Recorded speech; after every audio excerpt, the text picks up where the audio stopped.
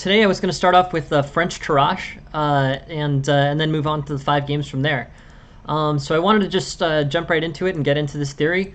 The French Tarrasch is defined by one e4, e6, d4, d5, knight d2. This is different than the mainline French, which is knight to c3. With knight to d2, it's kind of a more passive opening. Basically, it'll place pressure on d5 and defend e4. This is the main line. But here, really, you're just sort of putting pressure on, e4 in case black takes it. If black takes e4, it'll transpose into the mainline French where black takes e4. But overall, I mean, it has some small kind of positional differences that differentiate it from the knight to c3. Playing into its line, so d takes e4, knight takes e4, obviously leads to the same transposition. Knight f6, e5. Hey, good morning, Aphelion. Welcome to the stream. How are you?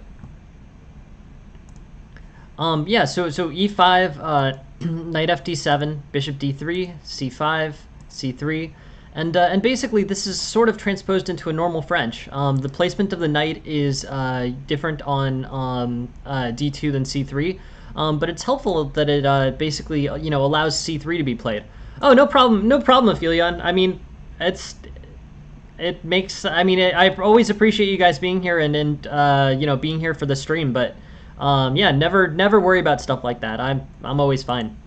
Knight d2, c3, knight c6, knight e2, c takes d4, c takes d4. And here, basically, white has this pawn structure with the c5 pawn having traded off for the c3 pawn. We've gone over it a bunch of times, but as ideas behind the chess opening by Fine talks about, whether or not white can maintain this d4 e5 structure is really the important thing in determining how well French opening went. With knight d2, there's efficiency in that after e5, knight e7, c3 can be comfortably played without knight d2 or without the knight on c3. Normally in the French, there can be kind of maneuverings where the knight plays to b5 and then plays c3. But overall, this ends up being pretty strong for white. Knight c6, knight e2, c takes d4, c takes d4, f6, e takes, knight takes. And here, basically, white has a pretty good position. This is interesting. I don't know if knight f3 is probably the move here, but basically this opening ends up being pretty generally interesting. It's basically the main purpose, since the knight doesn't really have that much purpose on c3 other than to retake on e4, is to be able to play c3. Knight takes e4 and then c3 coming next move. Bishop d7, knight f3, bishop c6, bishop d3, knight d7, castles. And basically here, white is looking pretty, I guess I would say white's looking pretty solid. This d4 faces off favorably against this e6 pawn, and it's, overall pretty strong for white. Let's keep going. Knight g3, bishop e7, rook e1, castles, c3, rook e8, bishop f4. And pressure's being exerted by the bishop on the c7 pawn, but there's not really any there's not really any big French center here. This still works out well for white. I'm sure that the analysis is favorable to white, but there's no real pressure being exerted by e5. The knight is comfortably developed on f6, and e5 isn't defending that square. Anyways. E4, e6, d4, d5, knight d2, knight takes. And here, basically, nothing too exciting. The knight is on e4. This could have come out of this could have come out of 3 knight c3 or 3 knight d2. And ideas like c3 and bishop f4 are here. Options here. Castles, gn f6, knight g3, bishop e7, rook e1. And here, basically, it's a good position for white. It's just better development, straightforward. And unlike, the normal French, where, these pawns will get neutralized, but the d5's e6 structure will be maintained, this structure basically is solid for white. Trading the e pawn for the d pawn is not terrible. Trading, and that's consistent with what happens in the French exchange. Except in this particular case, the French structure is better for white. In the French exchange, the e6 pawn ends up on d5 and creates symmetry. Here, white just has a better centralized pawn. The main point of the French is not to basically not to trade off the D pawn or the E pawn for the D4 or E5 pawns, but to play moves like F6 and C5 so that the pawns are undermined in that way. Anyways, continuing on with this, we can look at other lines out of knight d2. C5 is a pretty aggressive response, but again, comfortably c3 can be played. Here, e takes d5 is the most common, basically transposing it into a French exchange position. Or if the queen takes, then it's not a French exchange. But here it is a French exchange. With a c3 here, it'll become that full French exchange structure with symmetrical pawns on d4 and d5. Knight gf3, knight c6, bishop b5, bishop d6, d takes, pawn takes. Yeah, this is the Tarrasch French. We just wanted to go through, I just wanted to get into the Tarrasch French before going into the full, I just want to go into the Tarrasch French before we go into the 5-game review. This is it's interesting. It's new theory for me mostly. I've always played the mainline French, but it has some positional things that are different. Specifically in positions where e takes d5 isn't the move that's played, or d takes e4 isn't the move that's played. It has unique things that are characteristics of the French exchange, as opposed to the regular French. Here, something like c5, e takes d5. Going through the options here. D takes e4 is the transpositional move. Other moves for black here are knight f6, c5, bishop e7, or knight to c6. Of these, I would avoid knight to c6. That gets into the normal issue with the French, where the c pawn's getting blocked in by the knight. Instead, I would basically play something along the lines of knight f6, e5, knight fd7, bishop d3. And here, you basically have the bishop focused on the king side, and the c5 pawn exerts pressure on the d4 pawn, trying to disrupt the structure. But the key difference being c3 provides defense on this d4 pawn. So the normal undermining move c5, and pawn takes, basically pawn takes d4 prior to when a pawn can take back on d4. Isn't playable in this Tarrasch position. Basically, this trades into an opening that's relatively equal, and I think things are pretty much good here. Knight e2, c takes d4, c takes d4, and basically, white's looking like he's in pretty good shape here. Black's lost one of his key resources in terms of being able to play c5 to undermine the d4 square, and even though this center is relatively constricted for white, this still provides a favorable analysis, a better eval. Basically, it's a small, secure advantage. This is a much less volatile French. White has much less much less in potential to gain here. But overall, as a French position, this is a good general opening. Knight f6, e5, knight fd7, c3. This structure is pretty easy to maintain. You've constricted kind of the opening. You basically have development closer to the king and not as far out for white. But overall, this pawn structure, which I consider to be probably the most important thing in the French, in the French opening, can be maintained. So overall, there, I guess I would say, it's a pretty conservative way to play it. It generally doesn't lead to many, aggressive black wins, but you gain a small positional advantage, and you're able to hold the d4, e5 pawns easier. So in the middle game, basically, you will have slightly better chances, but not much better chances, and without much volatility, as is consistent with it doesn't contain the volatility that normally happens with the mainline French. Here, this is a situation in which white center gets liquidated. I think that black basically has the better center here, but I guess in terms of threats on potential backward pawn e6, knight b3. It's sort of, and castling. I guess pressure can be put on this e6 pawn that makes it compensating for issues in terms of white's pawn structure. You know, potentially development to bishop f4. That's not usually possible in the French exchange. And yeah, yeah. So let's take a look. Let's look at this. Yeah, no. I mean, French. You know, French is a tough opening. Knight d2, I think, though, is a much more conservative way to play it. If you want to steer out of the theory-heavy French games, playing the knight d2 thing is basically important. Playing knight d2, you know, is a way that you can play the opening more conservatively, and basically be fine. I think moves like c3, you know, are really what kind of support this this general opening. And trading the e pawn for the d pawn is not a bad trade for white.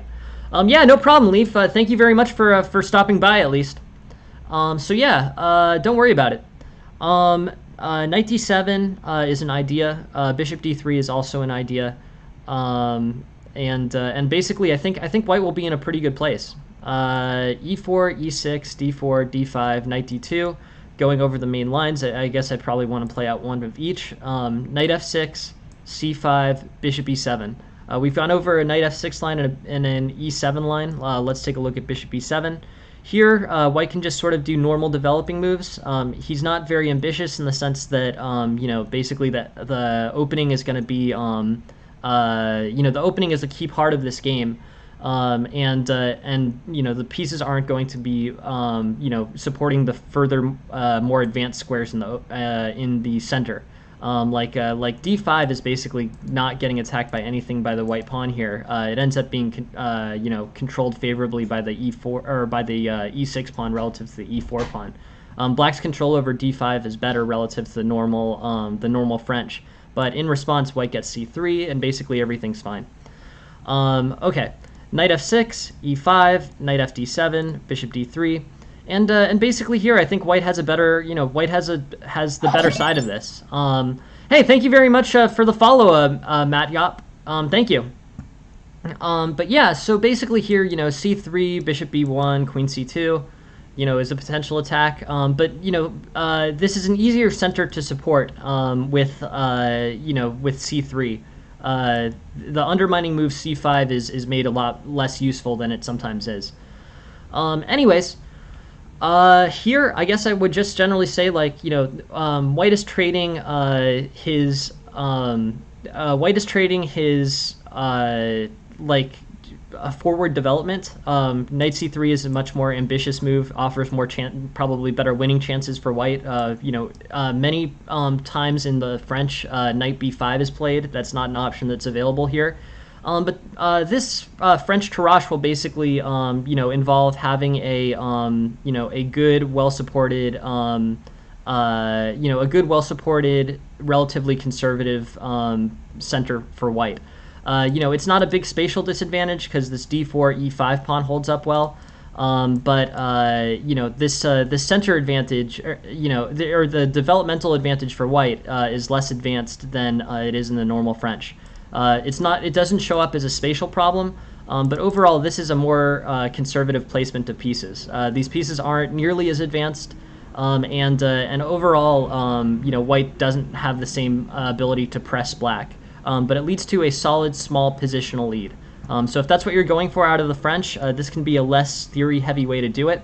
You know, on pawn takes e4, it transposes into knight takes e4 mainline French anyways, so you have to be ready to play that as well. But overall, knight to d2 is less restrictive for the c pawn, more restrictive for the dark squared bishop, and overall leads to a solid but more conservative position for white than in the normal French. I think in terms of themes, that's the main point. c5, e takes d5, queen takes, knight gf3, c takes, bishop c4, and eventually this d4 pawn is going to fall and white will equalize materially, and then basically white will have a queenside majority, basically having this c pawn in exchange for this black e pawn. But you know, overall it's less pressing for white against black, but a solid idea in case you're interested in taking a look at it. I think we should probably take a look at a French Tarrasch game at some point. You know, Tarrasch is not here, so I'm not getting pressed by him to you know, go over a Tarrasch game.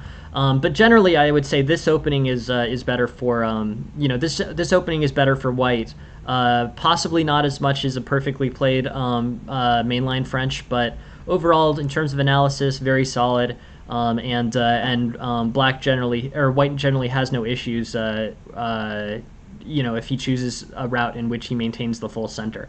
Move like c3 becomes much more available, and then c5 can be responded to by the c3 pawn. Pawn takes d4, pawn takes d4. Everything basically in that opening is based around being solid and not bad, and but not pressing black as hard as the mainline French tends to. Anyways, that's kind of a brief overview. Those are a few of the lines. If you're interested, we can go over it some more. If anyone's interested, we can take a look. But I just wanted to get on to the next game here. This is okay. Top is playing black. Let's take a look from black's perspective. And here, e4, d5. It's basically a Scandinavian game. Knight c3, queen a5 Scandinavian. Bishop c4, knight f6, d3, knight c6, and this to this point is relatively normal development. Black has some issues with the c7 pawn. This is vulnerable. White is threatening a discovered check here, and will need to be careful. But I think basically black will be all right. In terms of moves here, queen e5 I think is played sometimes, yeah, but it is sort of strange. Queen e5 can bring this knight forward with development. I don't know if this is the most healthy development line, but after queen e5, gn e2,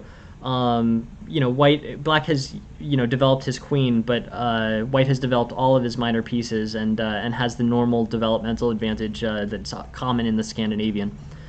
Okay, queen e5, queen e2, bishop f5, and here I actually think I don't think queen e2 is the best. I think knight ge2 is the best. I mean, given that white's in a position where he should be developing straightforwardly, and here basically black has used this inefficiency followed by another inefficiency, which is knight takes c7. To try to advance his position. Basically, black's showing a little better here after the queen trade, which moves the knight forward and doesn't really help white at all, followed by allowing black to basically trade off his knight for white's good squared bishop. So here, the position quickly goes from the standard, white has a small advantage out of the Scandinavian, to a black advantage after these pieces get neutralized. Now, especially now before this knight has developed, white and black's development has equalized. And that's really not something that should happen in the Scandinavian. In the Scandinavian opening, basically, one of the big... let me take a look. No, I think...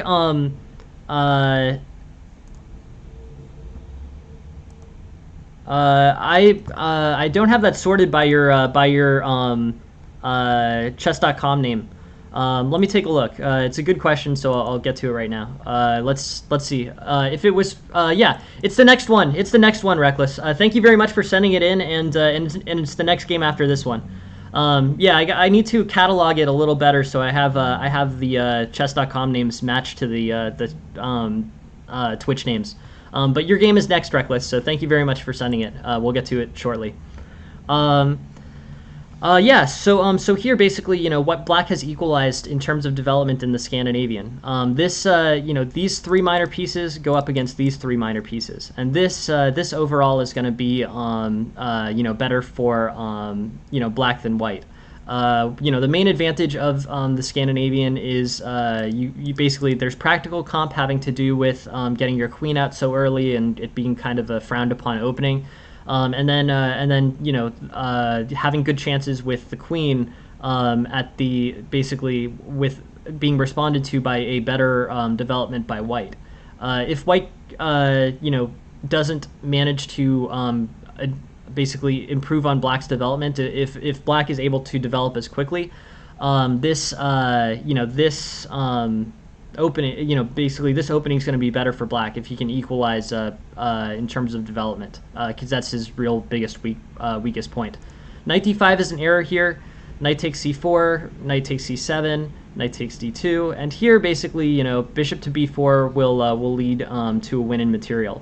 What's going to end up happening here is black's going to get he's going to get two full pieces for a rook, and that's a material gain. So here now, black has 2 bishops for a rook, and that's that's an advantage going into the endgame. Continuing to go through this, bishop g4 and castles queenside does pressure white's d-pawn. So that's definitely a thematic concept in the Scandinavian. That depends on what line it is. I mean, if that's the Scandinavian d4 line. Bishop g4 and queenside castling do pressure the d-pawn. Black can have some good attacks, regaining central control, and a lot of force being put on that d-pawn, especially if c3 isn't played or knight c3 is played before c3. So that's another key advantage in a normal Scandinavian. We can take a look in a second. It looks like black's able to convert this endgame relatively well. It looks like this is reasonably good for black. That pawn ends up getting lost, I'm sure, to that bishop, and black wins this pawn endgame. Let's go back to the opening because I want to address your question, Mario. Thank you very much for asking it. So knight c3, queen a5. This is not a line in which d4 is played, but the lines that you're talking about, Mario, are lines like queen d6, d4, c6, say knight f3, bishop g4, bishop to c4, e6, bishop e7, knight d7, castles queenside, and then pressures exerted on this d4 pawn. Threats of bishop takes f3 and queen takes d4 definitely happen. And basically, I agree. I think that is one of the main thematic concepts in the Scandinavian. But this particular line, the queen a5 line, partially because the queen is no longer on the d file, the queen's sort of displaced. Those d4, and now also white didn't play d4. Those pressure on white's d pawn is not as pronounced as in some Scandinavians. But you're making a very good point, and that is another key advantage for black in the Scandinavian. It's one of the reasons why black plays the Scandinavian. I mean, the most important thing is really that white plays d4 here. Let's take a look at this opening theory. d4 is the most common move here, Mario. So you're absolutely right. This d3 is the second most common move, but d4 is the most common move. In this line, there still may be pressure applied on the d-pawn with like knight c6, bishop f5, e6, and either queenside castles or rook d8. But overall, I would say that this pressure being placed on the d4 pawn tends to be a little bit easier and more common in situations in which the queen is on like d6, probably d6 and not d8. But the d6 line in particular involves the pressure on the d pawn. Bishop gets played to g4, pressure in terms of bishop takes f3, queen takes d4, and then basically white will get that pressure and exploit this pin from the bishop on g4 on the knight on f3, usually by exchanging it if the pawn is really hanging. Anyways, very interesting. And let's take a look. Knight c3, queen a5, and queen e5 is a an interesting move. I know this is book. I know if you look at this, I know this is the second most common line here. And it is true that the queen needs to move. I mean, the first most common line is queen f5. Second most common line is queen e5. But I guess I would say here, basically, queen e5 looks a little bit awkward to me because, it can be responded to by g knight e2 and forward white's development. I try not, in the Scandinavian, white is already sort of advancing his development and making your queen move with his advancing moves, gaining tempo. I wouldn't, as a general principle, I would try not to give white the ability to improve on your queen moves. So like queen e5, maybe knight e2 is not the most natural square for development for that knight, but it still moves the knight forward in a situation where you didn't have to. Hey Matt Yop, welcome to the stream. Thank you for being here. So here I guess queen f5 is the number one move. Queen e5 is the second most common move. And on queen e5, queen e2 is an error. The move here is knight to e2, advancing development. Black's given white an opportunity to advance development basically freely as a response to this check. So basically playing a non-developing move, queen to e2, is not fundamentally correct here. Queen takes, knight takes, a6, castles queenside, e6, bishop f4, b5. And yeah, I mean, basically, I guess I would say Black's going to probably play a game where he's going to be expanding on the queen side here. It's Scandinavian where, white castles queenside is kind of interesting. You can have some aggressive attacks on the queen side and just keep advancing over here. But yeah, I guess I would say bishop to d6, straightforward developing moves for white, and then advance the attack, like bishop d6, bishop d7, maybe knight a5, knight takes b3, and then a5. Basically, that's kind of the structure of the attack that I would look at. So then a5 after that, after the bishop on d7 develops or defends the b5 pawn. But yeah, I just want to keep going through this game. In terms of improvements here, I think Black did well. I mean, it's a little bit unusual to stop the analysis here, but Black already has like a pretty good lead. I guess I'll maybe take another second to look through the further part of it. But basically, Black has what is the winning lead. It's a 2-pawn advantage. He's up 2 pieces to a rook. He wins a full piece. Certainly from this place, after Black is up a piece completely, it's worth, I don't think we need to go through this endgame any further. But I think the most important parts of this game, I guess the thing, in terms of fundamentals, I guess I would say, I would revisit queen e5. I understand it's probably fine, and it's in the opening book, but, it's not what I would play. I mean, basically with BND2 or GNE2, this full knight, basically gives white a solid initiative. White now has his full development. Black is behind. He hasn't developed either of his bishops, and this gives this e5 square is not that much better in my mind than the f5 square. And you've given white an extra move to develop. If you play queen f5 instead, I would bet that knight f3 is still one of the most commonly played moves here. Yeah, knight ge2 or knight f3 is played, in 100% of the book lines out of queen f5. So, if you're playing queen e5, you're basically drawing knight e2, and that's sort of something that Black wanted to do anyways. Queen d6, knight g3, e6. Now it's sort of like a queen d6 Scandinavian, which I'm more familiar with as a general structure. But basically white still has a solid initiative here, an initiative-sized lead. So in terms of improvements, I feel like Black played this pretty well. Scandinavian is pretty aggressive. Queen e5 is a move that is in the opening book, but I don't it wouldn't be my preference there. I think here everything's basically fine, and then the balance shifts very quickly. Knight plays to d5, knight takes c4, knight takes c7, king d7, and now you basically get those 2 pieces for the pawn. Overall, it's a very accurate game by Black. Yeah, thank you very much, Julia. Thank you very much for joining the stream. Your game is 5th, so it's going to be probably in about 45 minutes.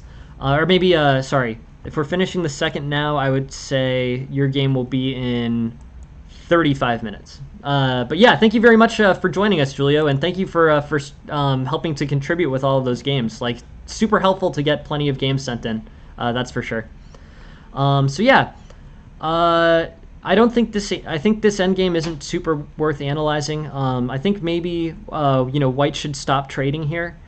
Basically, white is down material, and should probably try to keep the pieces on as opposed to trading the knight on d4 for the bishop on f5. Just as a general principle, like, you know, trading off in a position where you're already down is not generally correct. I understand wanting to disrupt the bishop pair. I'm sure that's why that was done. But overall here, black plays well. Not a lot of opportunity for black to improve, really. I think, you know, basically it's a very solid game. Queen a5 is a Scandinavian line that I don't know as well as I know queen d6. Queen e5 is also a move I wouldn't have played, but appears to be okay based on the opening theory. And here, I guess I would just say, you know, black is better. You know, black will have to basically play chess, you know, execute tactics. But in terms of general strategy, I think both for white and for black, it's already sort of determined at this point. Black is going to basically use his extra piece to exert pressure on some vulnerable pawn, probably, you know, one of the queen side. And white's going to try to keep pieces on and potentially, you know, win some type of material.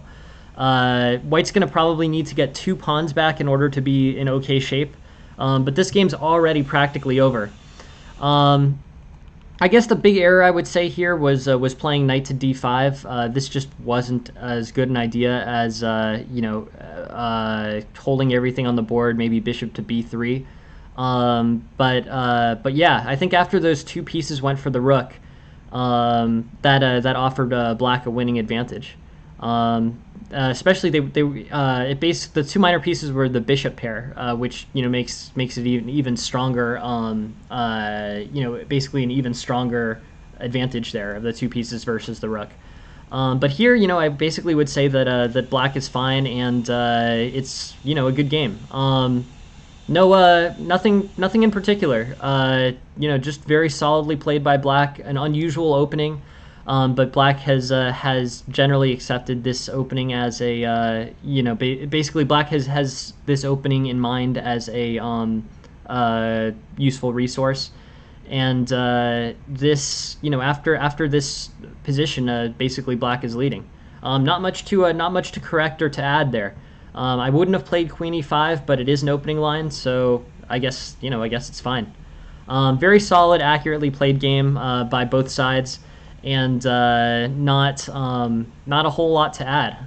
Very strong Scandinavian game that was simplified by this point in the game. You know, 20 moves of theory, and then, you know, 20 more moves of black basically exploiting an already decided game.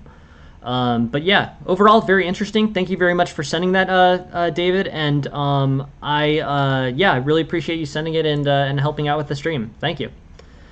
Let's take a look at the next one. This is Big Shaq playing white. All right. Cool. Okay. So this is the game we were just looking at. So this is Reckless Rowan's game. So here Reckless Rowan is playing white, and here pawn takes c4, f3, pawn takes e6, and I think everything's, you know, basically. I'm just gonna play through it really quickly to make sure I sort of understand the themes of this game.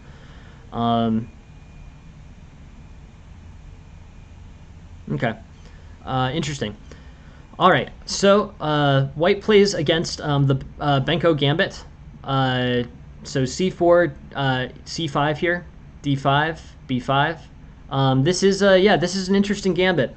You know, d4 players will have to face this periodically. In this game, you know, I'll just play through the most common Benko lines. C takes b5, a6, bx a6, g6, knight c3, b takes, e4, bishop takes, king f1. Okay, this is basically the mainline Benko. The characteristics of this opening. Black expands quickly on the queen side. You know, this rook gets good mobility. And you know, this king gets to f1, which is sort of disruptive, but, you know, the bishop has played to a6, and moves have been played to cause this disruption, so it basically turns out equal. I'm going to guess the eval in terms of being positive here is probably plus 0.7. These centralized pawns provide pretty much complete center control for white. This queen side is definitely controlled by black, but it's not super important. So overall, I would say, you know, white holds most of the relevant squares here, and things are pretty comfortable. King F1 and I guess 0.7, but it's actually all the way up to +1. White is just better here. G3, King G2, Knight F3, Rook F1, or Rook E1, castles by hand. I don't even know if that's worth it. I don't know if this king is really that vulnerable there. We can play through a few more lines to just see how White handles this kingside position, but castling by hand seems like a pretty intuitive choice. Yep. Okay, so that's what he does. Yeah, I think basically, A3 probably. But overall, I think, White's chance is probably to, potentially play E5, but, I guess I would also lean towards starting a kingside attack. The king's not really that vulnerable. I think a kingside attack, potentially all the way with queen to H1, could be possible. Or maybe rook to H1 first, and then H4 starts getting played. Black will probably try to direct attention to this queen side where he's better, but I don't really think he'll get I don't really think he'll get anything out of it. Anyways, this is interesting. D4, Knight F6, C4, C5, and then D5 is basically the main line move here. Instead, so D5, B5, and then B3 is played instead of C takes B5. Cool. Well, it still didn't match our agreement. But I'm happy that someone got bishop and knight. I can go on about that a little further. I mean, to be honest, I think bishop and knight is useful it's very useful about once every 10,000 games or so. But general positional understanding is probably better to understand overall. Interesting question, Vertwitch. But yeah, and I think the marginal benefit of learning it is very low, except at a very high level. It's just not the quickest return on time. I feel like it's just one of those things that chess teachers sort of show because it's something that you can prove that you taught. And out of principle, I just think that those types of things are pretty useless. I guess, what I would say about those types of things is that they're great for when they're useful, but if they're useful 1 out of every 10,000 games, there's just not much value in that. In teaching, I think what people like to do is they like to show that they were able to teach something, because otherwise they didn't add any value. And I think that's the biggest kind of deprivation of value of all, is if someone's just teaching you something because they're trying to prove that they're adding value. It's very easy to show something, to show that you taught it. So I guess I would say it's sort of a trick. But anyways, yeah, at the end of the day, it is good to learn. I would highly recommend that you learn it. But don't expect it to happen more than 1 out of every 10,000 games, and and make sure that you and basically be happy with that win that you get out against a draw 1 out of every 10,000 games. I don't think that's where your time is best spent. I don't really support teaching something that obscure when you can teach something that you teach something that's less tangible, but is useful in every single game. Like better positional strategy. Better positional strategy is relevant in every single game. You can't prove it the same way that you can prove that you've taught bishop and knight versus king. You can really prove that you taught a bishop and knight versus king technical solution. But I really think in terms of usefulness, in terms of time expended, I think you add much more value if you focus on things like better positional understanding, which is always relevant, as opposed to bishop and knight versus king, which is relevant to make a win versus a draw 1 out of every 10,000 games. Anyways, that's my position on that particular one. I think it's one of those really silly things that people do. My goal here is, I think there are excellent resources to learn bishop and knight versus king. There used to be one on US Chess Live, and I'm sure that that's been adapted somewhere else. But that's not really what I want to do here. I think you can both learn it from better resources than me, and you can learn from, I think you can learn that many places that aren't here. So I don't particularly want to spend time on it. I want to direct my time towards things that I think will offer you the quickest rate of return. just in terms of teaching. But yeah, you know, I just, it's one of those things. It's like, sure, you can prove that you taught it, but like, what value did it actually have? It has a lot of value in showing that you were able to teach at least something, but it's not really that practically valuable. The less tangible things, I think, will show much better rates of return on teaching. So that's why that's one of the particular ones. I'll get off my soapbox on that, and sorry to go on about it. But yeah, I think that one's kind of silly. Yeah, totally. Thank you very much, Matt Yop. Do you have a game link that you can send, or have you sent one already? Whatever the original time that I said it was,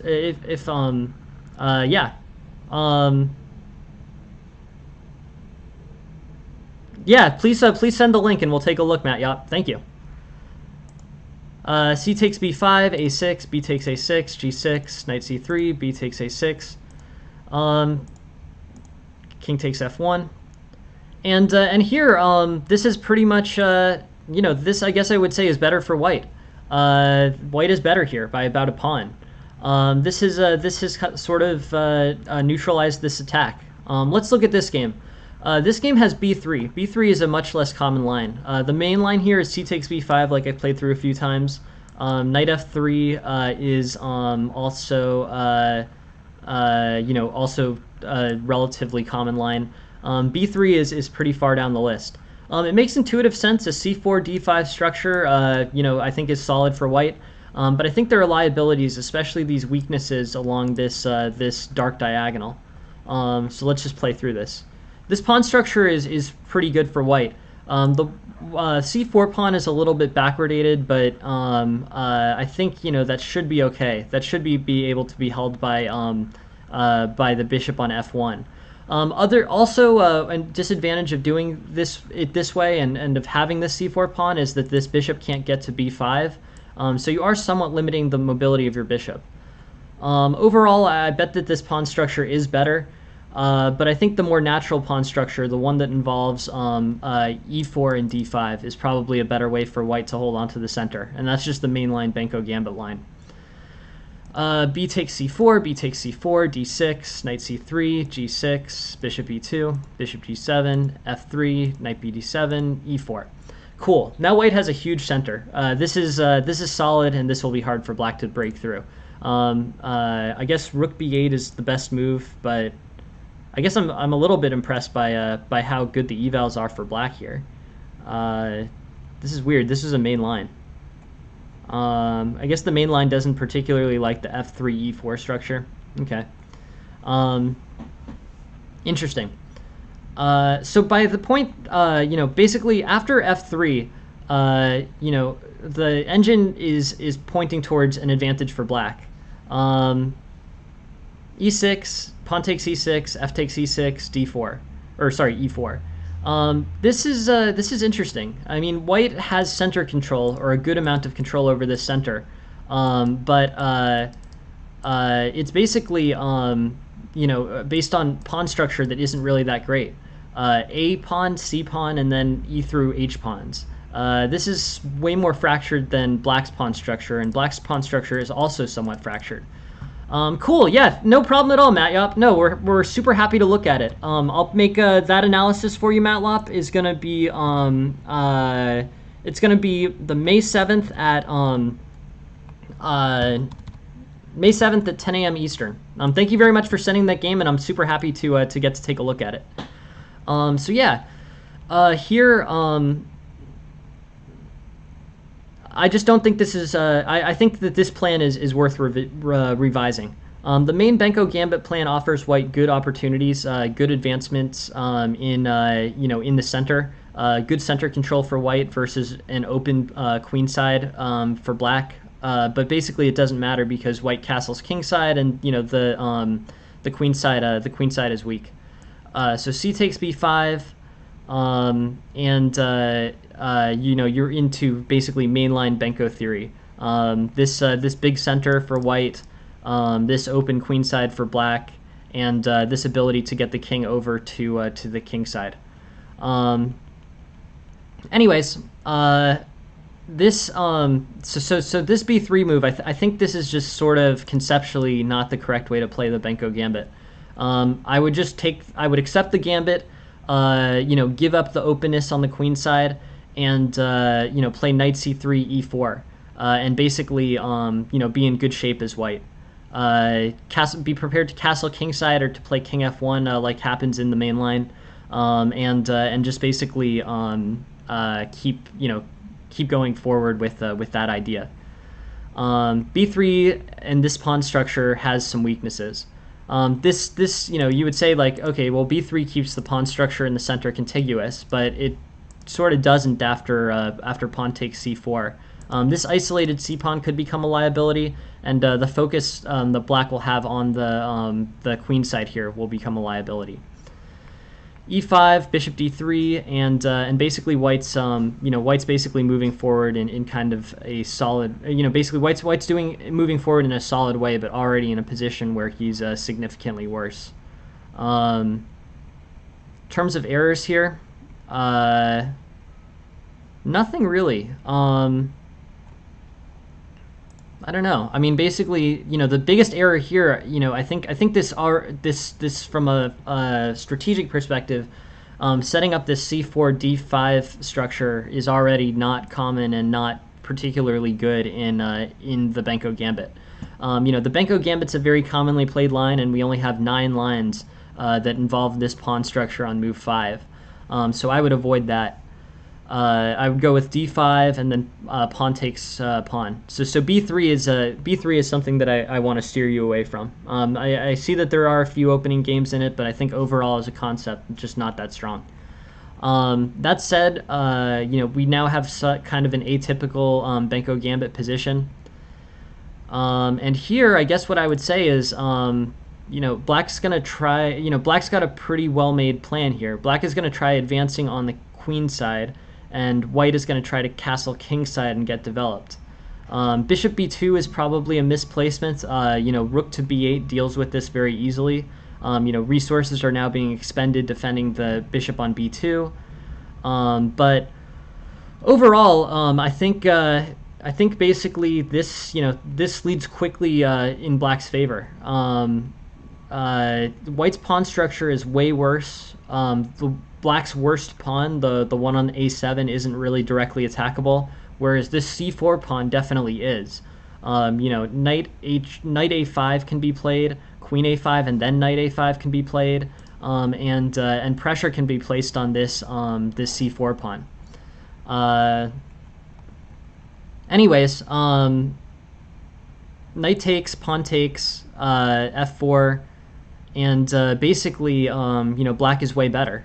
Yeah, I mean, basically white loses his queen and the position kind of deteriorates. Let's slow down, because the first takeaway, biggest takeaway, and I think I can be fairly blunt on this one. Don't play pawn takes c4 or b3 pawn takes c4. That's just not a good structure for white. I think pawn takes b5 is the way to do this correctly. I understand the reasoning, and I like the idea of keeping the pawn structure contiguous here, but you can keep 2 contiguous pawn structures with pawn takes b5 holding these 2, and then connecting all of these. That leaves white with a better pawn structure at the end of the whole gambit. I understand the desire to take toward the center here, but this just isn't how you play this opening. I think a lot of kind of fundamental problems will end up coming up with this. I mean, black played a gambit, and white's already showing a pretty solid negative. f3 I think is probably a little bit inefficient. Something like knight c3 with e4 in mind is probably better. Developing and playing e4 early to secure white's center is really a good idea here. Knight c3, e4, bishop to d2, and I think basically things are pretty solid in the center. f3 is just a little bit slow. I guess I would say set up e4 not with f3 but with knight c3, e4. That's a way better way to go. After this happens, black's already showing a one pawn advantage. Here's a break for white. E5 is an inaccuracy, allowing you to strengthen and possibly outpost knight on d5. Here I would play knight c3 with knight d5, ready to be played pretty soon after. So yeah, knight c3, knight c6, rook b1, knight h5, queen d5. And overall, yeah, threats on d6. I mean, cool. Bishop d2.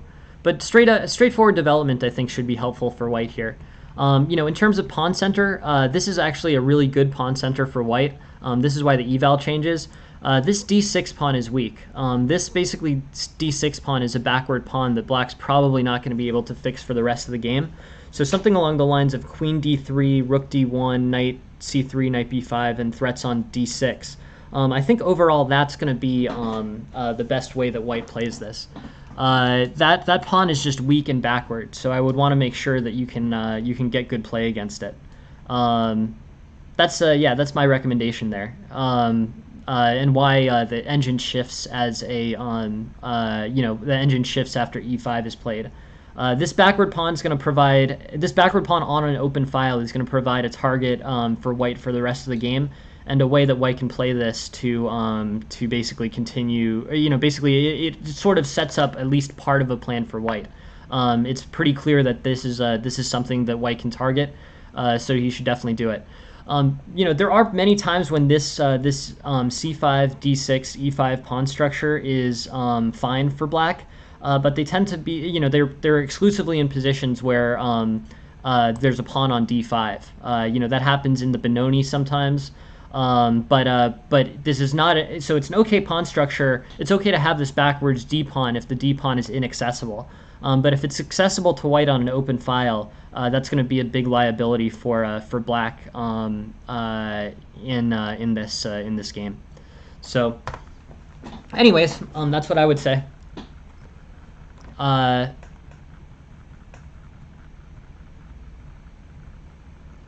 Yeah, I think unfortunately this this was basically white's best middle game opportunity, was to cement a plan on this d6 pawn.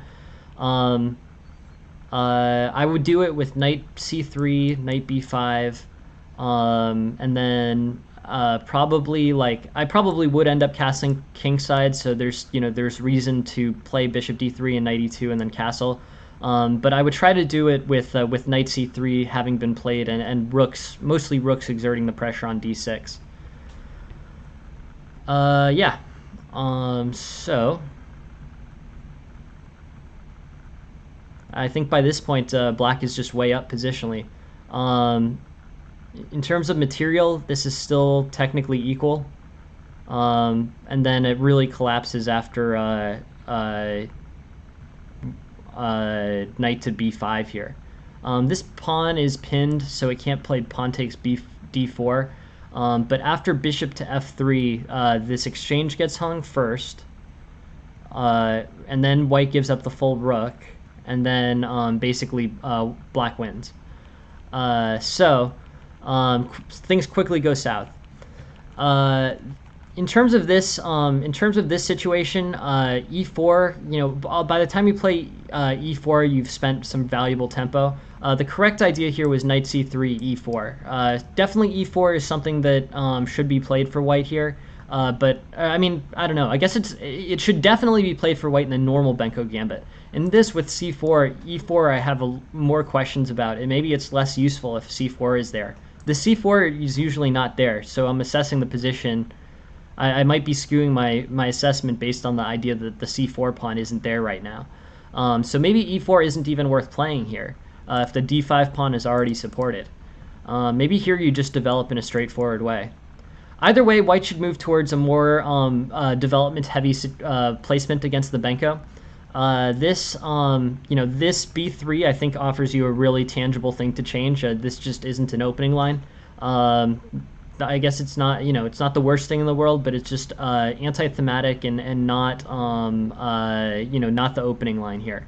b3 pawn takes c4 is not a line that I know, and not a line that particularly makes sense. And then I would, after this, I would aim and start to advance knight c3, bishop d2, knight f3, e3, bishop d3, and basically you'll be okay. Straightforward development for white.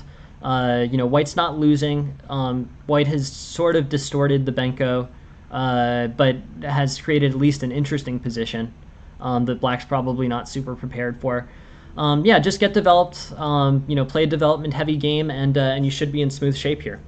Thank you very much for setting the game, good luck. Good luck against the Benko. It's a very interesting game, tough to play against, but that's unless you know that theory extremely well, that's not the opening lines that I think you should be playing.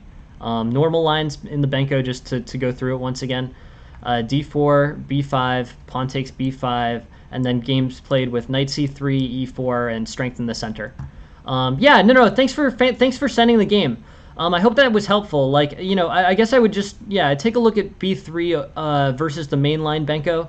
I think a lot was dangerous there, and I think you needed a more development heavy focus. In the early middle game or late opening, early middle game. f3, e4. First, I'm not sure how valuable e4 is when c4 is available, but I would also, aim to play e4 against the knight c3, e4 there. Thank you very much. Thank you very much, Reckless. Appreciate it. All right, on to the next one. This is Brian's game.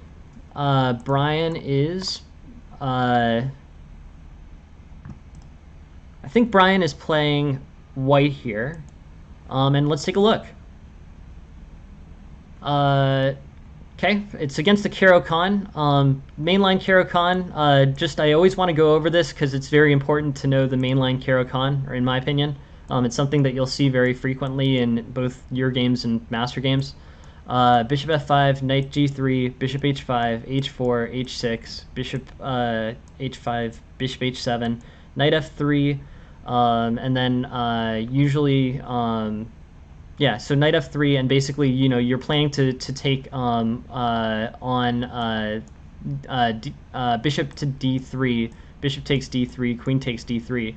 If you've played it correctly, if you play queen takes d3 on the 10th move. That's always how I learned it.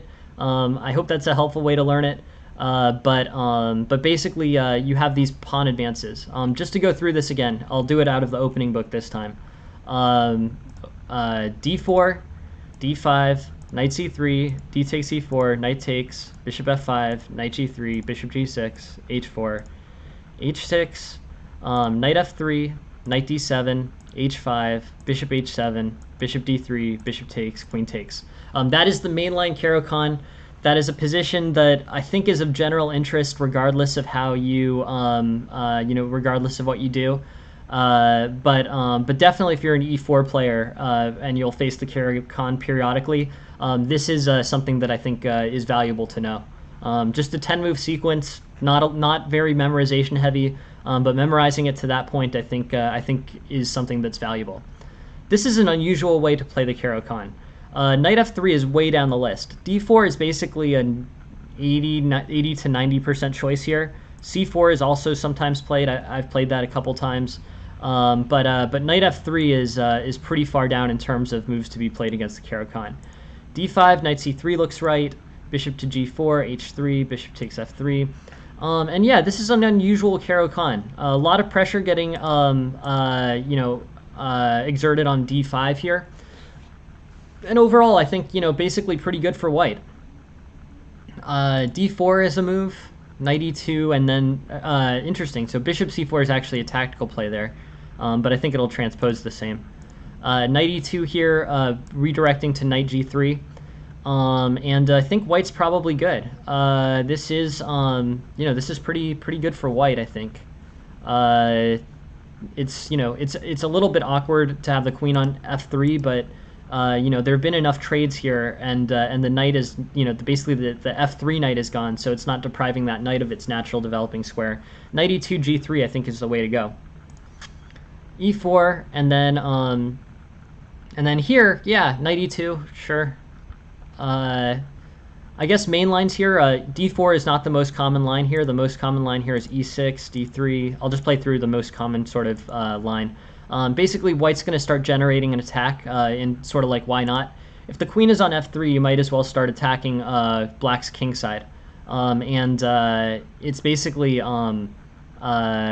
you basically are attacking black's king side because you have pieces available to be used on that. This bishop's directed over there. This rook is able to support these pawns, and these pawns are already halfway into their kind of attacking pawn storm positions. So overall, I think white is white is pretty good here. But that's not what's played. Instead, d4. d4 is going to have some similarities where the knight plays knight e2, knight g3. It's almost like d4 played in the early one. Like if you play one knight c3, d4 actually becomes pretty playable. d4 becomes playable, and then knight e2, knight g3 becomes the maneuver. Knight f6, bishop e2. Okay. Bishop e2 is a pretty conservative move. I don't really think there's that much value on this diagonal. So I guess I would offer this as sort of an idea for white to potentially improve.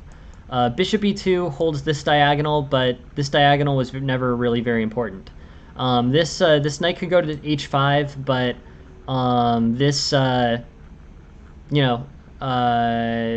this isn't really that. I guess I wouldn't say this is a super valuable idea. Do I know how to enable pre-move on chess.com? Yeah, I think I've got pre-move. Yeah, probably. Yeah, I think so. Why do you ask, Matt Yop? I'm kind of curious. I mean, you could check if you want. We have the screen open. Yeah, so this is pretty aggressive. Knight to f4 is a pretty aggressive play. Bishop e2, I think, holding this diagonal is not that valuable. I would push, straight to the c4 diagonal like the opening book says. Basically, this diagonal is much more powerful. Pressure on f7 is solid, and overall here, I think white's in a good place. Say b5, bishop b3, bn d7, castles, knight c5, d3. G6, rook d1, and yeah, I think everything's good here. C3 probably, knight takes, pawn takes, and it is a sacrifice of your bishop pair to that knight. But I think white gets this open file for the rook. That bishop wasn't really going anywhere. C2 was not a great space for it. It would have had to relocate from there pretty quickly. But now, like bishop to g5 and solid pressure on the f6 knight. White's better. Okay. Let's go back. D4, knight e2, and then so the first move that I'm gonna basically make. You've been playing against a very unusual opening. From a conceptual perspective, I think you have a lot of leeway in terms of what to do. Like your opponent's played something unusual. I wouldn't know exactly how to play against this particular Caro-Kann. So definitely you've made intuitive moves. This move, bishop e2, I think is something worth thinking about just as a takeaway from this game. This diagonal just doesn't offer much for this bishop. This diagonal offers a much more straightforward path to attacking. Potentially this bishop could come in for some kingside attack, but it would be really awkward to do it in this way. Basically, with the pawn anchored on e4, bishop c4 becomes the most natural, the most natural space for the bishop to develop, and this diagonal here gets solidified for the bishop. That's what I'd recommend. And overall here, I think white's in a pretty good place. Even without securing this strongest diagonal, h6 is a very quiet move, non-developing move. Basically, I would give the same advice to black here. Like h6 does one thing; it prevents bishop to g5.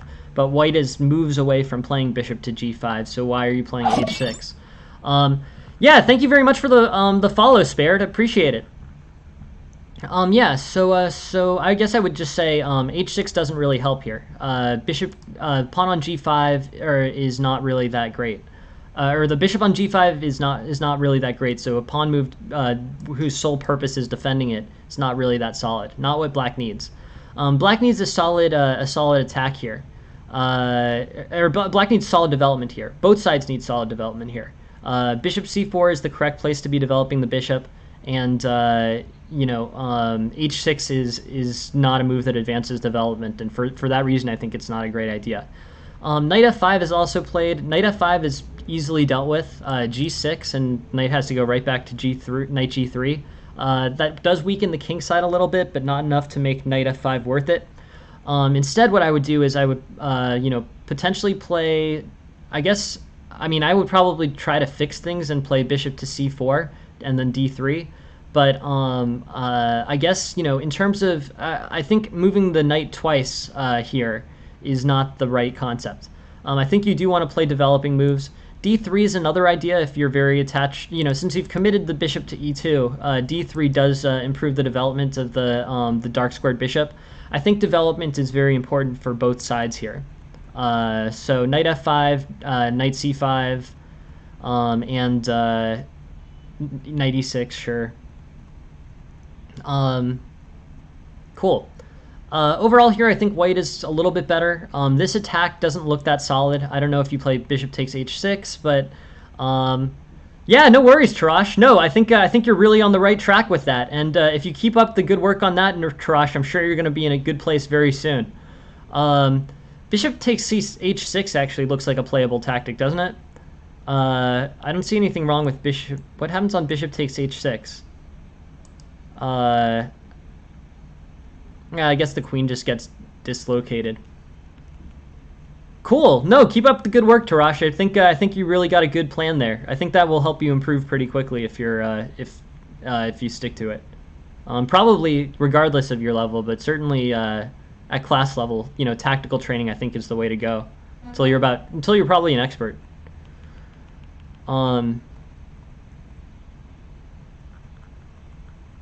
Yeah. But yeah, I think there's some errors for black here, or some errors for white. Here, I think white's in good position. I think rook c1 is a good idea. It basically controls the c file. Maybe rook c2, rook c1 if you have time. Sure. Control over this c file is good. H4 is a little strange, but I don't know if there's anything better. I actually think bishop d1. Yeah, because basically, this queen is causing a big issue. With the queen controlling this file and able to get into white's position, this queen has a lot of value. I think rerouting the bishop to d1 and then to b3 is probably the best option for white. This keeps that file closed. Basically, the queen can't get in because all the white squares are covered, and letting the queen into the position is an error. So in terms of the second improvement that I have for white here, I think letting the queen into the position was probably the decisive point of this game. Let's just go through this. E4. Okay, so first, black's played something unusual, so I don't have much of any advice on that. Bishop e2, I think, is not the right developing square for this bishop. I think c4 was. Bishop e2, this diagonal just isn't that useful for the bishop. Bishop c4 is more valuable. I recognize the bishop's going to get pushed with like b5, and bishop b3, and a5, and it'll be annoying over there. But bishop c4 is what I would play. H6 there. Okay. And then I think I would steer away from knight to f5 just because it's not a developing move. The knight's already developed on g3. And it's pretty easily dealt with by g6. Then I think white's basically about equal. I think all of these moves were pretty reasonable. And then just the final error, the final opportunity for improvement was just here. I think h4 pushing on this kingside attack is a fine idea. I don't have any problems with it as an idea. But letting the queen into this to this kingside should be really avoided at all costs. So bishop d1 actually effectively does it, which is kind of impressive. I mean, these two bishops basically successfully work together to stop the queen from coming in. So bishop d1, bishop b3, and I think everything's good. Yeah, no, definitely. In a very good place, Tarash. Thank you. Yeah, very happy. So bishop d1, bishop b3. And I think basically white's good. Nothing too exciting there. Just covering all the entrance squares, and white's better. And then after that, the position sort of deteriorates pretty quickly after the queen, the queen gets in on the c file. But those are the three moves that I would look at. In terms of that bishop move, I would look for a more productive diagonal. E2 I think was a little bit weak, basically weak. I think c4 was better. It isn't productive enough is the main point. Bishop c4 is a better play. The second move that I think I would revisit is knight to f5 here. G6 deals with knight to f5 immediately, and there's not really much developmental advancement there. I think I would just, you're moving back to knight g3, and you could have taken that moment to play like d3 or something that would advance the bishop. And overall here, I think you're pretty much good. I think basically white has equalized. And then with bishop to d1 here, white is still, equal or slightly better. So there, basically letting the queen control this file was inevitable, but controlling these squares was really the improvement for white here against the black queen. The black queen didn't have to be let into this position. Things are still potentially sort of tricky. I mean, this knight can move and queen can play to e6 and maybe to a2. But I think with bishop d1 and bishop to b3 followed on the next move, it's going to be really hard for black to advance on this queen side. This would have been a saving move. This would have given you a plus equals position, and yeah, I think you're good after that. So definitely, definitely look towards bishop d2, bishop d1, and I think things are pretty solid.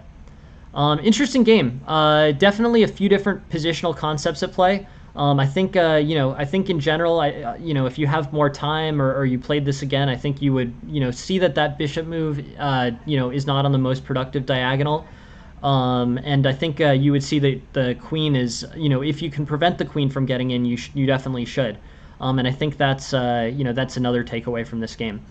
Overall, very solid game. Thank you very much for sending the game. Brian, and yeah, please keep sending them. I'm very interested. This was really interesting and a good instructional game. So yeah, please keep sending them. Super interesting stuff, and yeah, thank you very much for your help with that. Hope that was somewhat of a helpful analysis. Okay, cool. On to the next one. This one is from Mr. Sorry, this one is from Julio. Let's take a look at Julio's game here.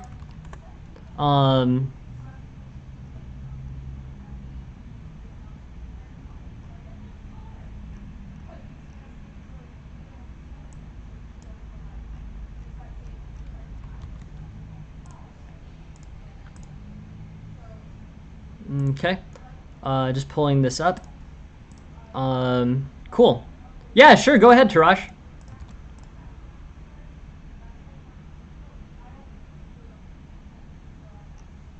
Yeah, so e4, so cool. So this is Julio's game. Julio's playing this one as white, I think, right? Julio is playing this as white. And,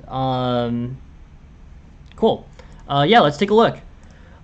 So, Julio's playing against the Sicilian. Early d4. Early d4 is usually fine. Smith-Morra Gambit has its own theory, so that's that's cool. I don't know it super well, but if you basically it's a very playable opening, pretty solid. And black makes early deviations here. So overall in this opening, I would look at Smith-Morra. Okay, sure. This is already sort of an unusual opening for white. But playable, so I wouldn't want to deter you from that. I guess, yeah, I mean, I assume the correct answer to that is Tarash, right? It's an interesting question. So yeah, so c3, d takes c3 is the most common, knight takes c3, and white's basically got sort of something close to equality, but good. Yeah, sure, please send the game, Spared. Thank you very much for that. I think to rush. You based your game off of him, right? Yeah, please send the game spared. Here, I'm gonna post the link to the Discord. You guys can post on the Discord. That's probably the best way to do this. But yeah, here, let me copy that and send you the Discord link. This is the Discord link for you spared. Please just post a game on there if you'd like.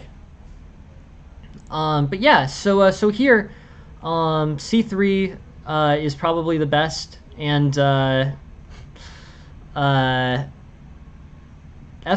knight F3, and I think basically good support of this basically good support on this bishop file.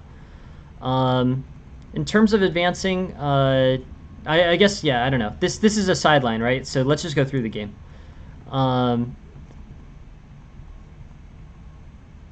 Bishop C4 is on. Yeah, no, this is your game, Julia. So I wanted to make sure that we looked at it. Here, E5, knight D5, pawn takes D5, knight C6, bishop C4, and knight B6. So this is an early bishop C4. I'm sure that the main move here is knight to F3, right? But bishop C4 does challenge this knight more quickly. Then the bishop will have to play to B3, but you'll still have this long diagonal, so I guess it sort of makes sense. In terms of eval, pawn takes D4, knight C6, bishop C4. Okay, I mean, it's a pressing move. I think this is interesting, at least. The main move being knight to F3, but bishop C4 is a response that's pretty solid, I think. Cool, yeah, thanks, Spared. I will add this. Spared, your game is in for May 7th at 6 during the 6:05 p.m. stream. Thank you very much for sending it, Spared, and please, please keep sending them. Super helpful. Thank you very much for that. It'll be on Friday at 7 during the 6:05 p.m. stream. Cool.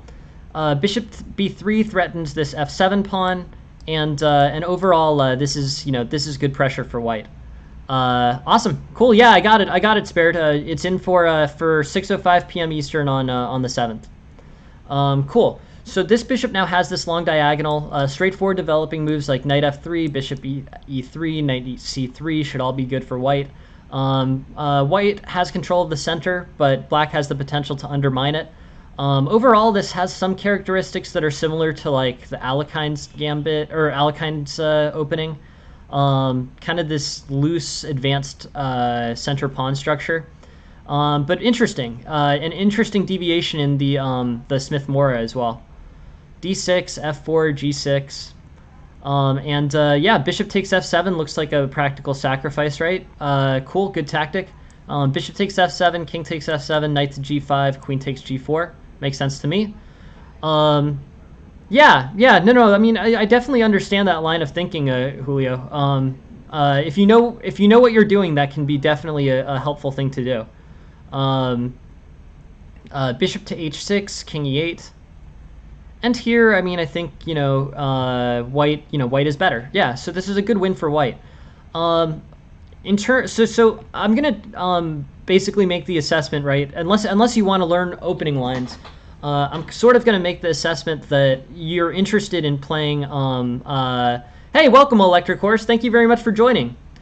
But yeah, so I'm gonna make the assessment that you're interested in keeping your openings basically the same way that they are, right, Julio? I guess I would say they're that what you want to do is keep you want to basically keep your openings the way that they are, because no, I mean it's pretty straightforward. This, I mean, I don't know, I'm not sure I would want to talk you out of playing unusual openings. Smith-Morra Gambit to start with is a pretty small, pretty rare opening, right? It looks like about there's 500,000 games, and it's about a 1% played about 1% of the time. That's fine. It doesn't mean necessarily that it's bad, but it's a step off of modern. It's a step off of general theory. Bishop c4 here is also a less than 1% played move. Knight f3 is the main line here. Knight f3, you end up being able to play the bishop to c4 anyways, but I wouldn't dismiss bishop to c4 either. I wouldn't want to talk you out of this stuff, especially if you know it. These kinds of less commonly played openings can definitely be helpful. So I'm not going to want to talk you out of it. I just would say if there's a if there's basically a if there's a big deviation from general opening theory, that can be fine. But it's definitely something that I think you should be aware of. But there's no reason to not play. Doing something that's not commonly done just because it's not commonly done is not a great reason either. I think you can do well playing less commonly played openings if you're very comfortable with them, and they fundamentally make sense. Here knight f3 is proposed. I guess I would just say your opening, or basically your center is getting a little bit loose here. Already d4 and e5 are kind of a problem, but with not a problem, but they're kind of attack. They are somewhat vulnerable and will require resources to remain defended. Here with f4. I think you can play knight f3. Basically, the engine is saying knight f3 instead of f4. F4 is probably fine. I think you may have to play d takes e5 here. So say d takes e5, d takes e5, and this allows the queens to be traded off. But I don't think this is particularly terrible. It just isn't something that you might want to do. So the important thing about f4 is that this f4 as opposed to knight f3 here. With f4, you either lose a pawn on d4 or open yourself up to trading queens. Trading queens is not terrible, but I think that generally this is this is basically fine for this is basically fine for white. But it's a disadvantage of playing f4 over knight f3. Knight f3 is the main line and the straightforward developing move. Yeah, there's definitely some truth to that, Tarash, for sure. Bishop takes d1 instead of king takes d1. Interesting question. Yeah, we can take a look at that. F4, and then pawn takes e4, pawn takes e4, queen takes, bishop takes d1. Yeah, I like it. I mean, it defends c2, and knight d4 was a pretty likely move for black here anyways, winning the white's better squared bishop. I guess, yeah, I guess I would say electric horse, good point. I would prefer bishop takes d1 as opposed to king takes d1. This diagonal's not really doing anything right now for the bishop, so yeah. Bishop takes d1 instead of king takes d1. I don't think white has to continue attacking there. I think, you can just sort of leave it. But you can play like knight f3, knight c3, and get your development back together. White's game, now it's sort of headed in a much more drawish direction. My advice here would be in this like super open, relatively symmetrical game, just focus on quick development and then try to set up kind of a good attack. Maybe bishop e3 is good. If you could double these b pawns, that would be good. But yeah, this is an interesting position. So I think knight f3 is an improvement over f4. Rather than instead of f4 allowing that, I think you should play knight f3. Holding these pawns, pawn takes, and then you could go through the same thing, but you could also play d5 here. Then the knight goes to a5 or something. Knight c3, and then there's going to be a lot of pressure on this e5 pawn. So yeah, so knight f3 over over f4, I would say. And then bishop takes, great tactic, cool. I think in terms of the rest of the game, I think you're in pretty good shape for the rest of it. Queen takes might have been an improvement over bishop takes or over rook takes. Sure. Yeah, no, because I think the game pretty much ends after this, right? Like, oh, I guess not. Yeah, okay, so we get back into sort of a competitive position, but it's a super tactical game from here. Yeah, let's look at e6. So e6 is played, and then knight to b5 is I looked to the engine to do that quickly, but knight to b5 is a better way to exert pressure on d6. And here, yeah, like d takes e5, f takes e5 maybe. But this d6 looks like a pretty good outpost for that knight. If white can make that happen, he definitely should. Knight, oh, white playing e6 at some point. Sure, yeah.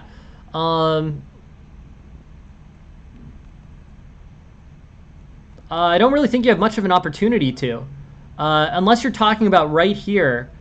So on this move, you could potentially play e6, but basically as soon as this bishop moves there to g4, you can already play. I mean, here you can already play bishop takes f7 and have the same attack as a move later. Basically bishop takes f7 was available as a tactic a move before even this d6 pawn opened up the center. You can play it here, king takes, knight takes, and everything's good. Yeah, good place for white. Sure. Yeah, let's look at that. Here, I don't know. Bishop takes, pawn takes. Maybe. I don't know. Yeah, I think this isn't quite. It's a good idea. I like the idea. I definitely think we can. I think there are many positions where you can play moves like e6. I just think it was never. It was there. Like I don't think if you play it now, it's very good. You play bishop takes e6. Yeah, no, e6, bishop takes e6, pawn takes e6. Maybe knight to g5, but this is the only move where e6 is not. Bishop takes f7, which you played and which was good, was better than e6 from the point that this bishop moves to g4. So here even bishop takes f7, king takes f7, and then knight g5, queen takes g4, and you're in a pretty good place as white. So yeah, overall good tactic, good take on f7. Rook takes. Yeah, I think you're just you're in a pretty solid place here. Here I think basically black black's gonna take e5. I thought there was a moment here where white is actually a little better. What's the line here? Queen takes d4, knight takes, rook f1. I think I think queen takes d4 is just bad because it allows queen takes d4, knight takes d4, and then rook f1, and then this bishop's not going to go anywhere, or this bishop's not going to get attacked in any way. What was really a problem in this position was when the knight forked on e5, forking the bishop and rook. That was a problem. Queen takes d4 here. No. So I think if you just trade off the queens, you're better here, right? I mean, your position is equal, but you have like some crazy attacks with the bishop. You're probably going to win a pawn, at least the g6 pawn. So I think you can trade off here and be good with it. Queen takes, knight takes, rook f1, and things are going pretty well for white. Not really that much.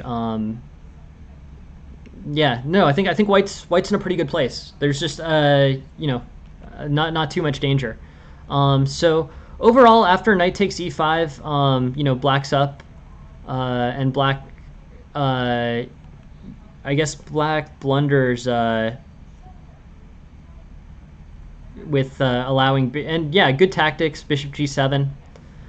Can't black play to defend after rook f1?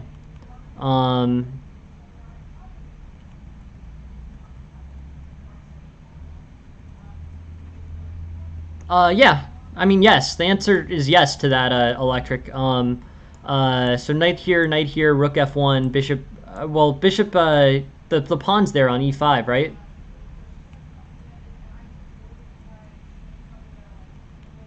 Or do you mean here? I don't think bishop f6 is ever fully playable, right?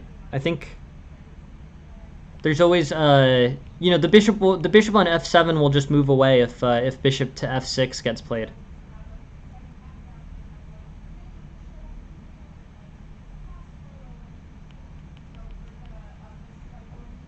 Yeah, but I mean, it's still, you know, that's still just a trade, and the material's equal. Hey, welcome, Humunculus. Thank you for joining the stream.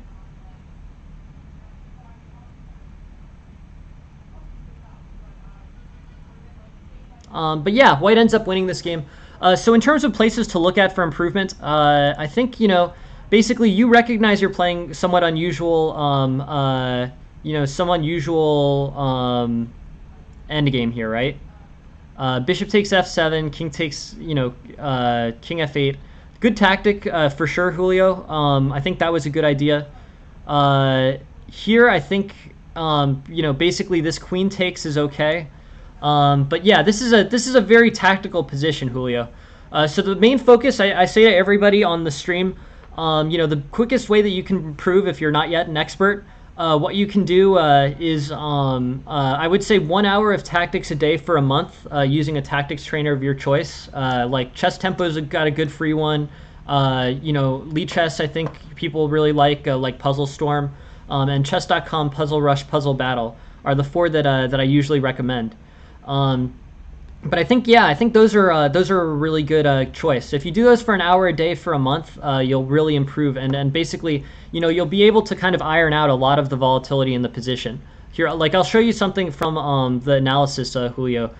You played a great game. Bishop takes f7 was a great tactic that you saw, and you know, it basically won you this game. Bishop h6 also was a great tactic, but you know, here, queen takes d4. You know, basically the tactical sight, I think, will help you see things like, you know, after queen takes d1, knight taking e5 is going to fork this bishop and rook. And instead, if you trade knight takes, rook e1. Yeah, Puzzle Battle, Puzzle Rush from Chess.com. Lichess has one, I think, called Puzzle Storm, or Chess Tempo has a free puzzle trainer. Yeah, those are the ones I always go with, Humunculus. They're all good. You know, maybe there's slight differences, but, you know, really it's much more important that you put the time in than you, you know, than the differences between them. I just an hour a day for a month on those, and I guarantee you'll see like a really, you know, it's a tangible difference. I would very much, I'm not, you know, I wouldn't bet my life, but yeah, Tarash's plan is excellent. I really think that's a good idea. But yeah, so white is better here with trading the queens, and slightly worse after knight takes e5. So yeah, overall great tactics, and with a little bit more, I think you really, you know, would have won this game. This kind of volatility on this game analysis. Yeah, sure. I'll just give you that right now, Matt Yop. It's right here. Awesome. And yeah, basically, this is yeah, it was a good game, Julio, for sure. But I think, you know, with good tactical training, you can iron out the volatilities here. You can not allow these 2 black bumps to happen, and you can hold on to this big white, you know, like this edge for you here. Basically, you want to make it so it's flat, is the point. So like from here to here, this is the type of play that you're interested in, or you're interested in it only heading your direction from this kind of flat line. With great tactical training, I think, yeah, I think basically you can iron this stuff out. But yeah, overall, I think you've played great. You had 2 big tactical sites, you know, that regained this position. So like, look, I mean, you basically had like an 8-move flip in your direction, 8-point flip in your direction, and it's good. I mean, you know, if you want to do an overhaul of your openings, you could try that. You know, we do like a lot of tactical, you know, basically opening theory and stuff. It might be helpful if you're, you know, if you're interested in learning the main lines. But overall, you're in a pretty good, in a similar situation. I think you would be able to win, and, you know, with enough tactical training. But unfortunately, I can't teach that. I think I can give you advice on strategy and openings and stuff, but I think at the end of the day, the tactics training, I would recommend the tactics trainers that were just posted in the chat, but I think that's the fastest way that you can improve. And I think if you use those, you'll be in a good place. So that's what I would say on this topic. Yeah, absolutely. What would you like, Tarash? Thank you very much for sending that game, Vertwitch. Vertwitch is in for May 7th at 6:05 p.m. Eastern. And if anyone else sends, it'll probably be that session. Okay, cool. And then I'll add an English prep also for Tarash on Thursday at 6:05 p.m. Eastern. Or sorry, not Thursday, Friday, the 7th. The 7th. Cool. Yeah, sure. I'll take a look at the English opening, Tarash. Sounds good. Okay, cool. So I want to get to a few more games here. We have Mr. Onion and Bolt. I think we're going to have to go through these pretty quick, but I think we'll be okay. I'm going to take a look at Bolt's game. I think Mr. Onion, if Mr. Onion is here, we will take a look. But I want to go through these relatively quickly. Yeah, no problem, Julio. No, please come back. Julio, your next game, Julio, is tomorrow morning during the 10 a.m. stream. Yeah, I'll take a look at the game today and try to come up with some analysis. But yeah, thank you for being here, Julio. And the next one is tomorrow at 10 a.m. So thanks for being here. Okay, cool. Chess Bolt's game. This is very early. Some early gambit for black. This is pretty interesting. Vienna game with f6. This is not that common. So Vienna game with f6, f4, and basically here, white is capitalizing on some awkward positioning by black. The e pawn and f pawn have been traded for the f pawn and the d pawn, and I think white's got a better position after this bishop pair gets traded off. This is just sort of unusual. Can you take on f4 immediately and play h5? So like for white. So if okay, so knight f3, pawn takes e5, e5, queen h5 here. Yeah, you can, but I don't think it's that great. It just sort of moves this g6 pawn forward. The queen's not that great on f3 here either because of knight d4. The queen's just going to get forced back to d1. But it's a good question, and basically white's got a kind of not that great position. So yeah, so queen f3, knight d4, and d4, and basically black went through this big effort to try to make it so that that he would take with the bishop here and not the knight. I don't think there's much reason to do that. I think white's just sort of better here. Queen e4 maybe.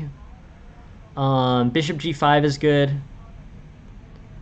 But overall here, I think yeah, things are basically fine for white. White's got better center control, and then white, black hangs a piece. A lot of tactics here. I don't know if there's that much value in me going through all of it. I think I think basically the thing is I don't think I can help much teaching tactics. Like, maybe I could do a day where I went through all the different types of tactics once or twice, but the tactics trainer is how you learn tactics. A teacher can't really teach you that. So these highly tactical games, once the position is decided, I don't think I have much value add there. So yeah, so bishop takes f6 is probably not right. I think here I would play bishop to h4 and maintain this pin. Overall, this pin is good. And if black has to play g5 to disrupt this pin with this bishop, his kingside's going to be mangled and vulnerable for the rest of the game. Also, you'll come off of that g5, bishop g3 move with this attack on e5. So overall, good for white. Yeah, let's take a look at electric horses opening for just a second. E4, E5, sorry, E4, E5, knight F3, F6, knight takes. Yeah, that would be an example, electric, for sure. And there's some sort of, there's some threats in the Latvian gambit that are kind of like that. Overall, though, F6 I think is just not playable for black. I think white gets a good position. Trading off this knight for that bishop makes sense to me.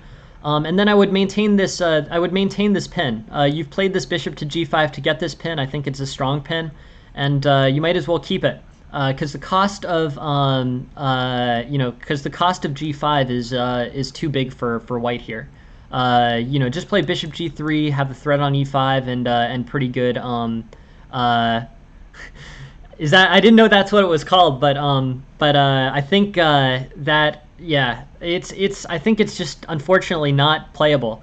I understand the why you would want to play f6 against, like, especially it makes some sense to me against knight f3, but against knight c3 especially, I think f6 is just not the right concept.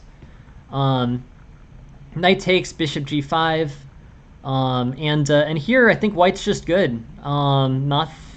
Basically, bishop b5 is probably, kind of an unusual diagonal to put this on. Maybe I would play queen h5, hoping for knight f7, and play bishop g4, bishop c4 after that. Yeah. So it's, yeah, no, that's right. I would say that's true, electric. It's dubious, but not completely losing. So yeah, so queen h5 I think is an idea. Bishop, I don't know the right diagonal for the bishop. Bishop b5 isn't terrible, but I wish you could play bishop to c4. Bishop to b3, and rook to g8, bishop takes g8, and white's smooth sailing. Not many improvements for white, really. The game sort of goes in white's direction quickly. In terms of moves that I think white could have potentially improved, I wouldn't have played bishop takes f6 here. You have the bishop pair, you got it pretty much for free, so I'd hold on to it. I would play bishop to h5 and make black chase you away on this one. This is a good pin for you, so it's worth something. So with g5, I would not play. I basically would play bishop to g3. I would not immediately play bishop takes f6 for against h6. I just think it makes black's position better, and this pin is a problem for black. So in general, you don't want to solve your opponent's problems. You want to have them continue. So bishop takes d8 threat is big. Pin on knight f6 is big, and the only response really being g5 is conceptually pretty important. Maybe knight g6 could be played. I'm not sure. But definitely make black chase you away. Don't trade into this don't trade your good bishop for this average knight.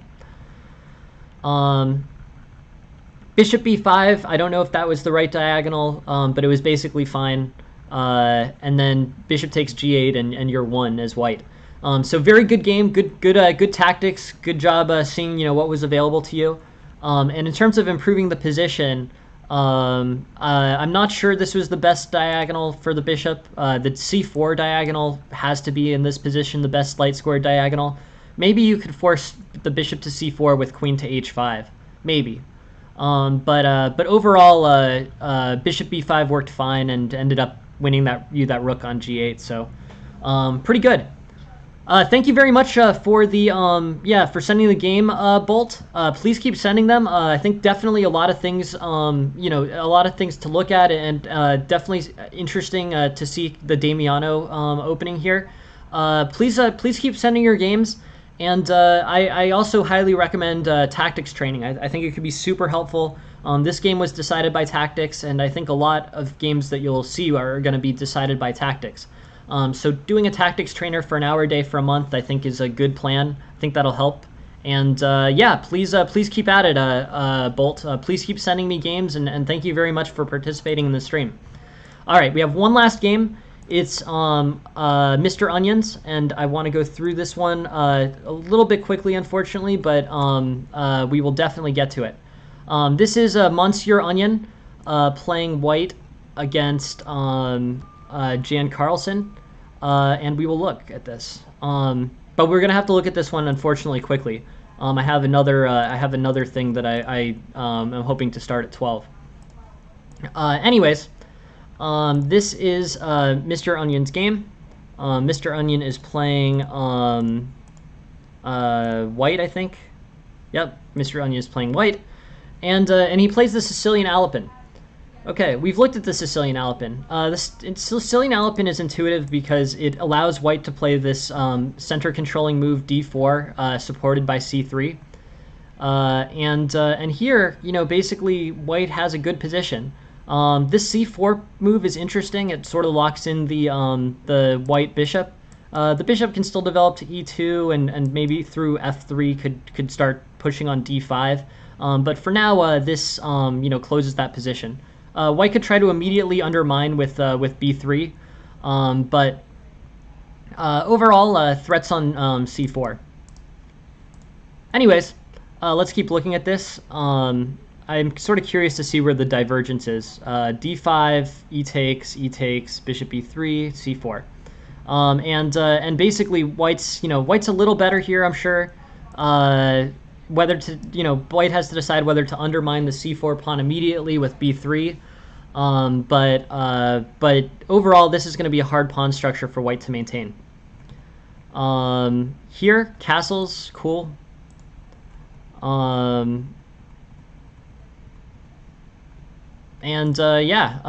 Basically, we're in kind of an interesting position. Knight f1 is interesting. Definitely white's mobility, the mobility of white's knight on d2 is limited. So knight f1 probably does make a good amount of sense here. I'm sort of wondering if white had to let this get so locked up. I guess b3, the issue with b3 is they could always be responded to by b5. But I don't know. I guess I'm a little surprised that this is already so favorable to black. I guess g3 is probably not the move to develop this bishop. I think here basically an improvement would be playing b3. This puts pressure on this queenside structure immediately. I understand g3 because getting your bishop on this fianchetto is probably a good idea. This d5 pawn is attackable, but the rest of the position isn't. So g3, bishop g2, and white is in a pretty good place. But I think b3 is better. But g3 still makes intuitive sense even if the eval shifts a lot. Bishop g2, cool. This is the diagonal for the bishop now. Yeah, overall, yeah. I mean, I guess I would say we're equal. A lot of game left to be played. Maybe b3 now, but I don't know. If you're sort of now you probably and now basically with b3 no longer playable. So after a3, I think b3 is no longer the thing to do. This pawn is now backwards, but it's inaccessible, so it's probably okay.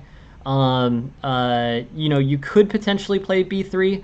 But now basically white's pawn structure is going to look pretty fractured. I think white's best chance here is to start an attack on the king side, and just hold everything solid over here. I think this is what white does.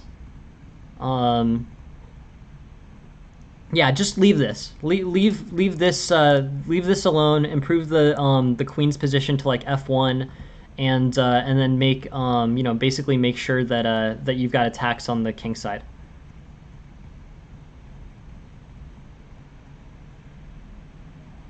Knight to e5, I like.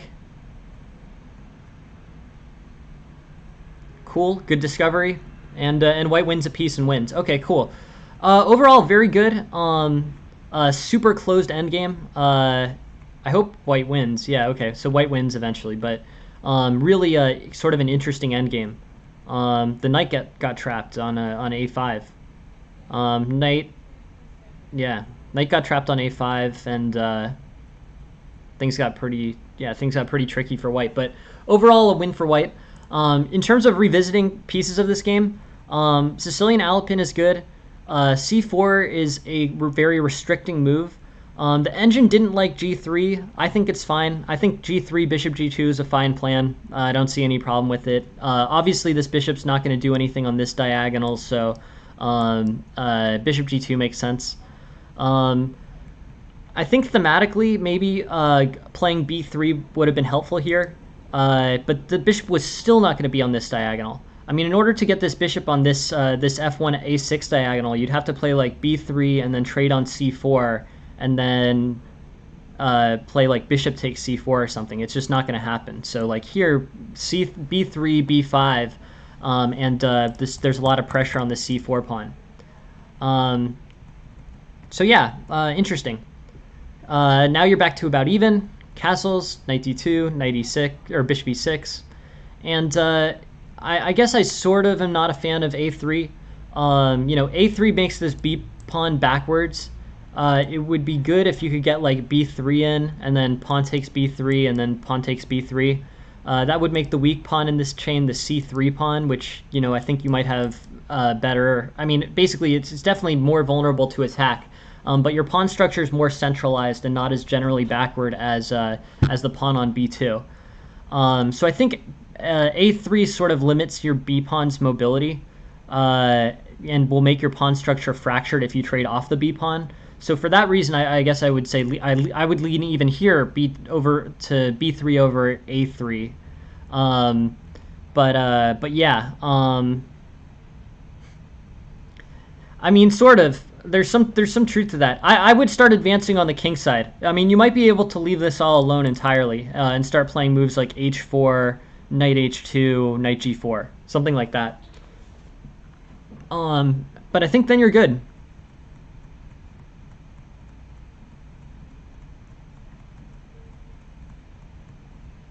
Knight e5 is what I would play here.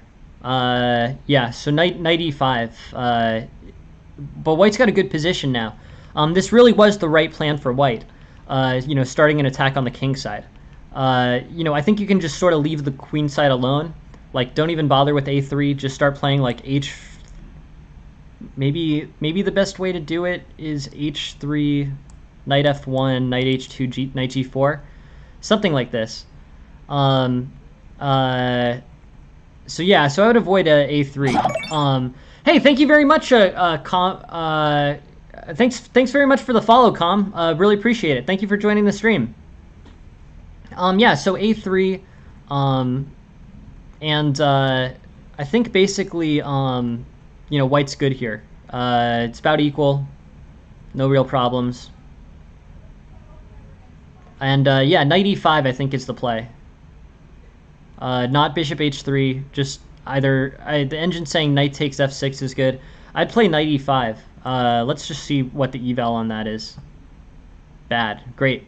It still looks like a good outpost to me. F5 is what the engine is suggesting. But this obviously this kingside attack has been very solid for white. So good play there. Good idea. Good shifting to that plan. I might not have even spent as much time as you did on the queen side here. Shifting to the king side attack seems like the best strategic possibility. Here, yeah, knight g4. I like knight e5, but I guess there's a tactical reason to not do that. Knight takes f6, queen takes f6. Rook. I want to play even rook e5, but this is all pretty interesting. Also, just you know, rook takes, queen takes d4. 5 is probably objectively the best. But overall, interesting. In terms of improvements for white, I think it was a pretty solidly played game. This g3 was not liked by the engine. Basically the engine was pushing for the b3 undermining of this queenside structure immediately. g3 makes sense to me. I think you can hold off on b3. And then here, you know, once the game has sort of shifted and black has committed to castling kingside, here I think you can launch a kingside attack that will work well for you. Most of your pieces are faced towards the king side. The queen side's locked up, but not particularly vulnerable. And I think you can just push with your knights and rook and knight pawns, and get this king side to be open and generate a successful attack. That's what I would advocate in this position. There's a few other tactical imperfections here, but then you basically get bailed out with the queen taking the bishop. But I think you had a great idea. I think basically moving things towards the king side once the queen side was solid and pretty much not vulnerable. I think moving towards the king side was a good idea. You got a lot of action on the king side quickly, and then black basically makes an error, and you get to take the bishop on h5. So overall, good game. I guess the two main points that I'd look at are whether or not you wanted to undermine that queenside pawn structure immediately with b3, as opposed to playing the g3 bishop g2 route, and the other one, I guess I would say, when should you start the attack on the king side? And I think it might have been a good idea to start the attack on the king side even earlier, like maybe even as early as move 14. I think that you can officially say that the king side attack started on about move, I don't know. It's definitely started by move 25, and I guess maybe it sort of started. Yeah, I mean it takes a while. I think you could have definitely started the king side attack a few moves earlier. I don't really know if anything was gained by spending this tempo on this queen side. I think if you were ever under pressure there, you could just sort of lock it up. Here, you've played a few moves and it is locked up, which is great. But I think you could have gotten some tempo on the king side first. So overall, very interesting game. Thank you all very much for sending the games to me. I really appreciate it. Please keep sending them. Thank you for being here, and yeah, look forward to seeing you at the stream tonight. Tonight we have a stream at 6:05 p.m. Eastern, and I look forward to seeing you there. Thank you very much for being here. Have a good day, everyone. Bye. Thanks.